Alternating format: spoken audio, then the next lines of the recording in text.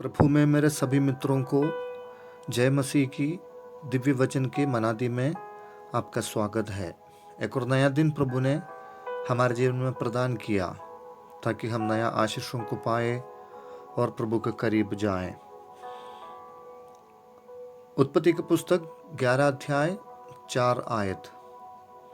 फिर उन्होंने कहा, आओ हम एक नगर और एक गुम्मट बना लें जिसकी चोटी आकाश से बातें करें। इस प्रकार से हम अपना नाम करें, ऐसा ना हो कि हमको सारे पृथ्वी पर फैलना पड़े। सब अपनी इच्छाओं पर काम करने वाले एक दुनिया में हैं।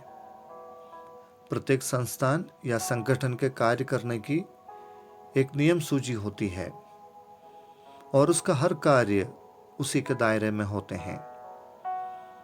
ऐसे में कोई उनका कानून तोड़ेगा या अधीन नहीं रहेगा तो क्या होगा? कंपनी या संस्थान उनके ऊपर अनुशासन की कार्यवाही करेगी। स्वर्ग का परमेश्वर भी उसी प्रकार के नियमावली अपने लोगों को अर्थात अपने संतानों को दे रखा है और उसकी आशा यह है कि वे उसको किसी भी तरह पूरा करें। लेकिन मानव के अंदर कुछ ऐसे विचार है जो परमेश्वर की इच्छा के सीधे विरोध है या उल्टा है। उत्पत्ति की पुस्तक के शुरुआती अध्यायों में परमेश्वर अपनी सृष्टि का कार्य पूरा किया। फिर जैसे जैसे समय बीत गया, मनुष्य का पाप भी पृथ्वी पर बढ़ता गया। जल प्रलय से प्रभु ने दंड देकर सारी सृष्टि को नाश किया, जिसमें 8 जन अर्थात नूह और उसके परिवार को प्रभु ने बचाया। प्रलय के बाद एक नई पीढ़ी के आशीषों के साथ वे लोग जहाज से बाहर निकले। एक आशीष उनको दिया कि फलो फूलो और बढ़ो और पृथ्वी में भर जाओ। उत्पत्ति 9:1। लेकिन कुछ समय के बाद लोग इकट्ठे होकर कहने लगे कि शिनार देश में एक मैदान में एक गुम्मट बना के एक साथ रहेंगे ताकि हमें पृथ्वी पर फैलना ना पड़े। ये विचार या इच्छा अधार्मिक इच्छा कहलाते हैं, यानी कि अनगॉडली डिजायर्स। प्रभु की इच्छा यह थी कि लोग पृथ्वी में फैल जाएं और भर जाएं, लेकिन उस इच्छा के विरोध में वे लोग अपनी इच्छा को महत्व दिया। प्रभु के विपरीत काम करने वालों को अधर्मी कहा जाता है। अधर्मियों की इच्छा परमेश्वर के हित का विरोध होता है।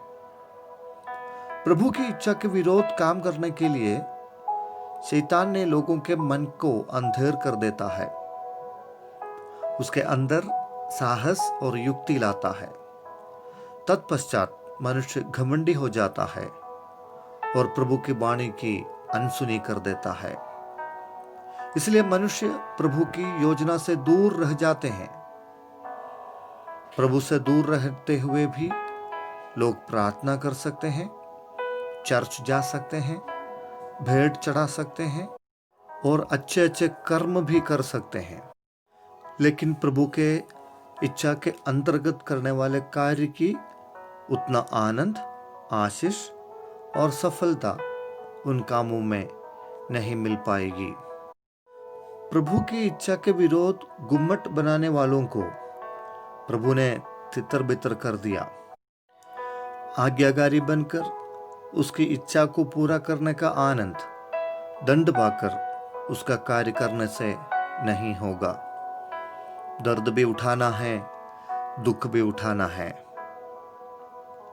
हम एक क्षण अपने जीवन को परखें।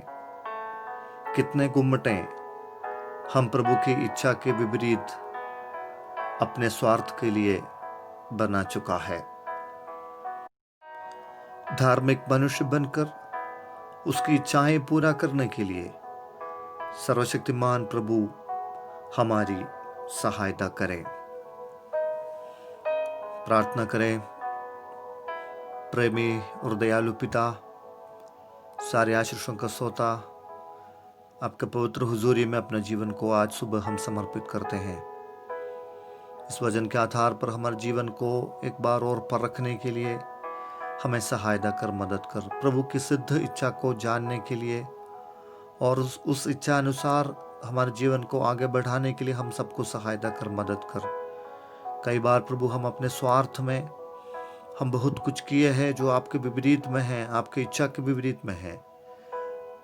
प्रभु हम आपसे माफ़ी मांगते हैं और आपकी इच्छा समझने के लिए हमारे बुद्धि और दिमाग को खोलें, हमारे आत्मा से बातें करें, आशीषों के साथ हमें चलाएं।